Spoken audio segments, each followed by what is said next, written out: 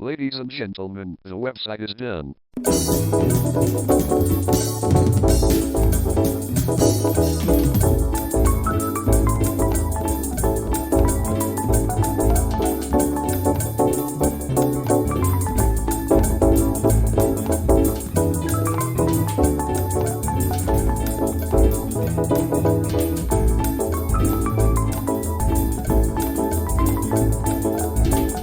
Now you might be wondering what will be happening with Apache. Well, that's still going to happen. I'm just slightly concerned about the tax implications of it all, so I'll have to do more research into it.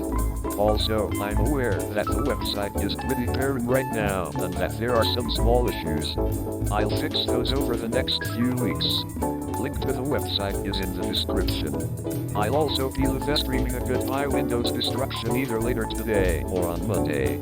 Either way, I'll see you then. I've also created an internet archive account in case anything screwy happens to the website.